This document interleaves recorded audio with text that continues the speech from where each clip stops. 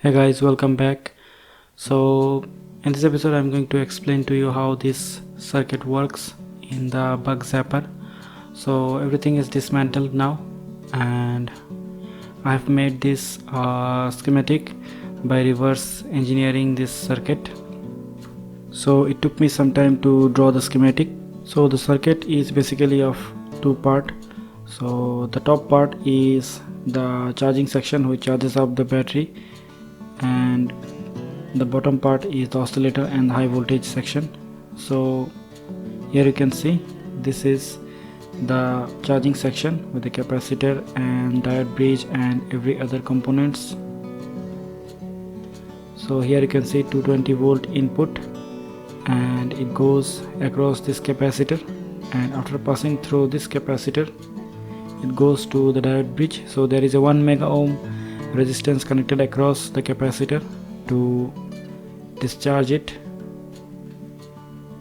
So here you can see I have zoomed in a little bit. So it's a 0.82 UF capacitor and a 1 mega ohm resistance in series, and then after that there is the diode bridge. So there is an indicator LED you can see, which is connected with a 150 kilo ohm resistance, and then it goes to the diode bridge and then to the battery. So the diode bridge is formed with 1N4007 diodes, and it's directly connected with the battery, 4 volt battery.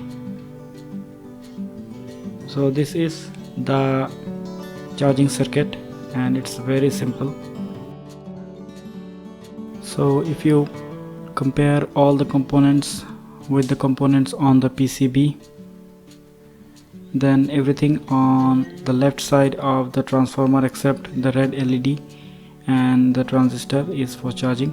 So here you can see the capacitor, and this 1 mega ohm resistance is this one,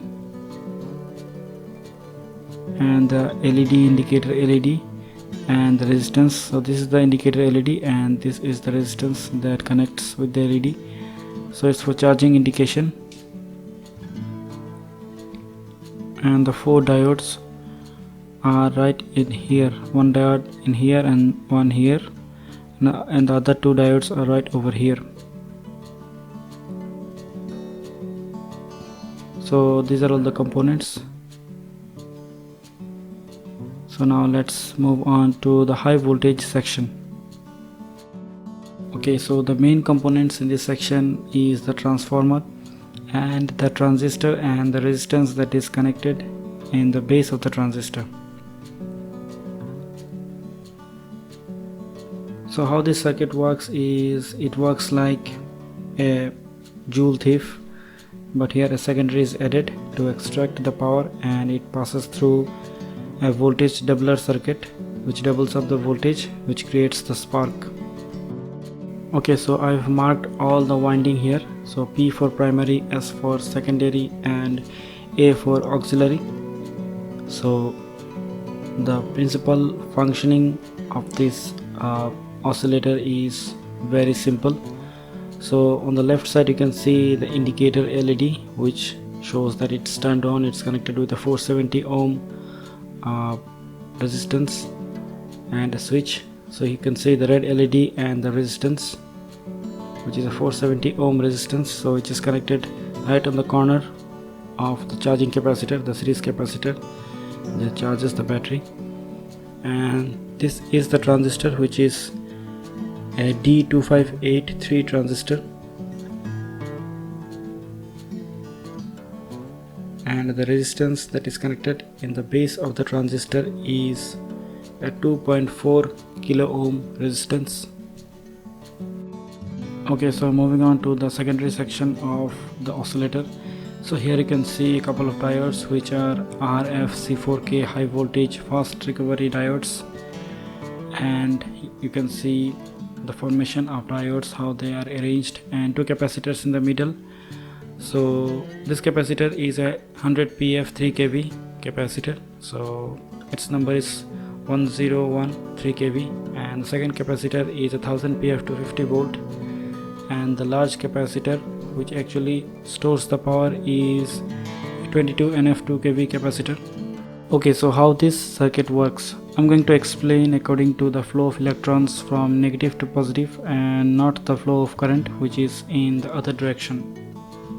So when the switch is pressed, the electrons starts flowing through the primary and then goes inside the emitter of the transistor and then comes out of the base and then flows through the 2.4 kilo ohm resistance and then it goes inside the auxiliary winding and then to the positive terminal of the battery.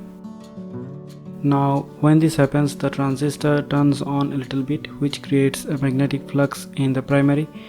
Due to this magnetic flux, a current is induced in the auxiliary and secondary as well. The current induced in the auxiliary increases the base current in the transistor and the transistor turns on even more. This feedback cycle continuously happens until the transistor is fully on. After the transistor is fully on, the magnetic field stops increasing, and as there is no change in magnetic flux, the base current also drops in the transistor. This results in a collapse of the magnetic field and the transistor fully turns off, and then the cycle starts again.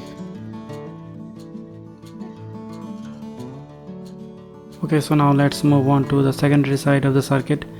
So when the current is flowing in the forward direction of the diodes, all of these capacitors charges up in parallel, and when the direction of current in secondary winding reverses, they sort of discharges in series and charges up the main capacitor, which is the 22 NF capacitor, and it sort of doubles up the voltage and increases the voltage in the big capacitor in the end.